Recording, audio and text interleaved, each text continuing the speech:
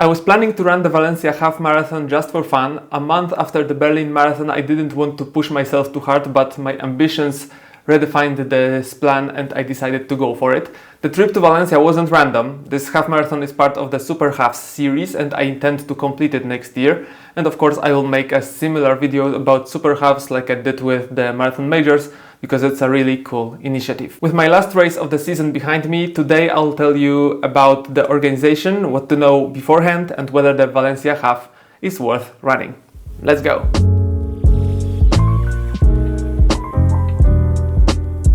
The Expo and bib pickup, like for the marathon, took place at Fira Valencia. It's worth planning to go a bit early since it's somewhat far from the city center, although it's well connected by metro, bus and tram.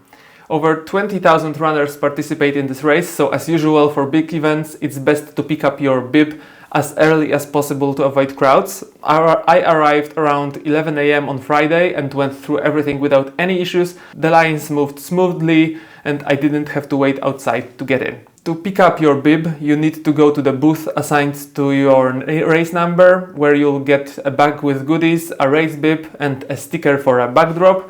I'll show you the bag's content in a moment.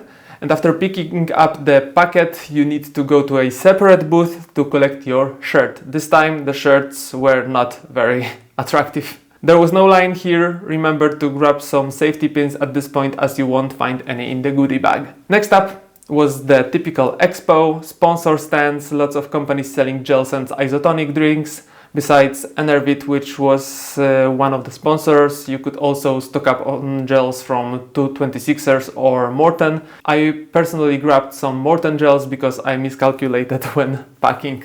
There was also a Super Halves booth where you could get an extra race bib with phrases like "My last super race." You could also see the medal you get after completing all the races. And the most important booth, though, was the potato booth. Yes, there was one. You could get a bag of potatoes to prepare for carb loading at home. So yeah, that's a thing. What else was there? An ASICS booth, though pretty basic with nothing new. There were also stalls from Say Sky and Funny Sportswear. A cringy but fun booth with which some folks I guess would enjoy. I'm not one of those, but some people probably would. Overall, the Expo was large but a bit disappointing in content.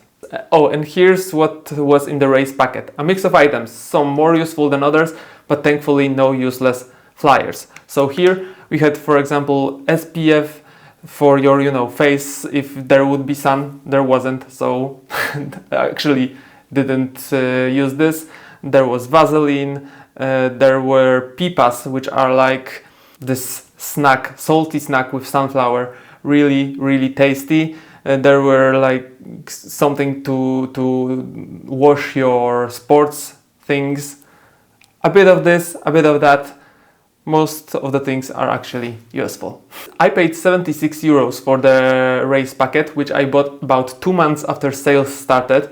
This year, however, I'd recommend trying to get one on the first day of sales, as spots for the Super Halves are being snapped up in just a few hours, and registrations for 2025 opens in December.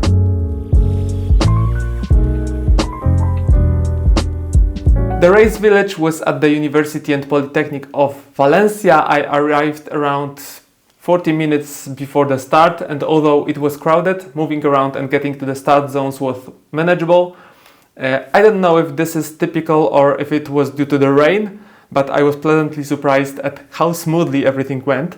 The village had a backdrop, medal engraving station and more. Toilets were available by the entrance to each start zone, and there were plenty of them. The self-organizing queues moved quickly. I waited maybe, 2 minutes.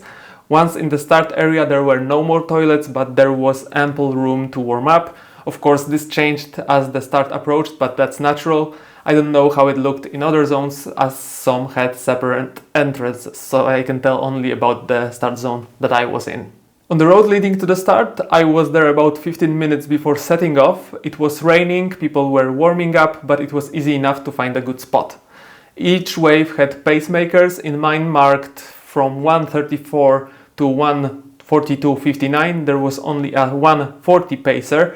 Since I had more ambitious goal, I can say how they performed. Waves started every 5 to 15 minutes from 8:25 a.m. and the start really went smoothly. No issues here.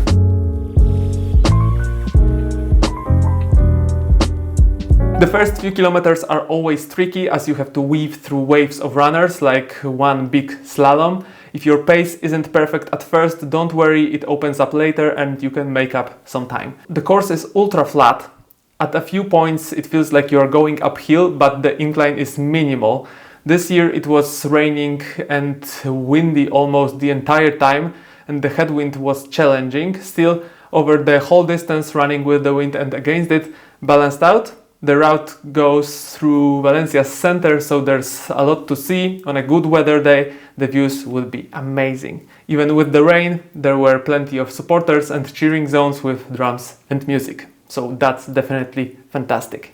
The Valencia Half Marathon has excellent on-course nutrition.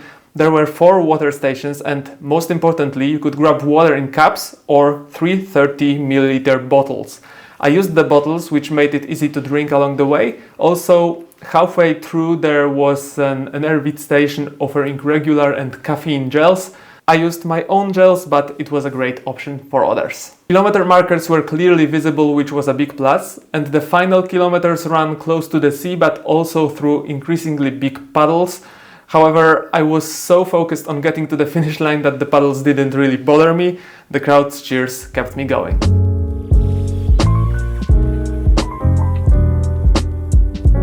At the finish I had a bit of a walk. After a while I got a bottle of water. We received our medals further along.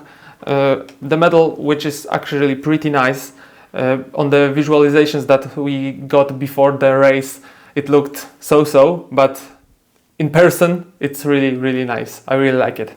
A bit further, every runner got a bag, an isotonic drink, a bar, a banana and a pack of persimmons. Definitely highlight of this race. And after another brief walk we returned to the race village where we could pick up bags or have medals engraved, but given the weather I didn't stay long and just headed for the exit.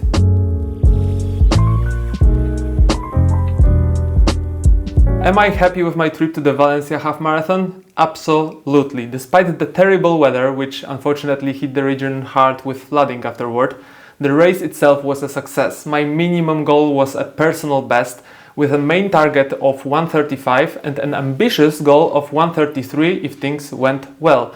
And the first 5k were tough for some reason, and I already thought that that's it, nothing's gonna happen here.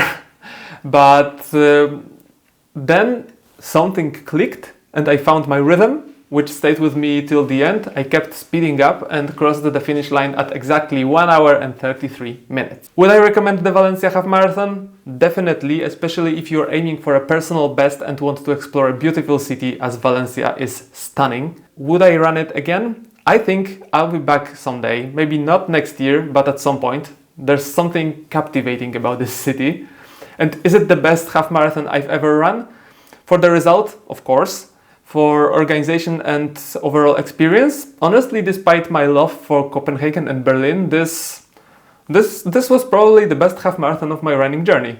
And with better weather, it would have been just perfect, I think. And that's it for today. Thanks for watching. Let me know in the comments about your experiences with the Valencia Half Marathon. And of course, don't forget to subscribe to this channel and check me out on Instagram. See you next time.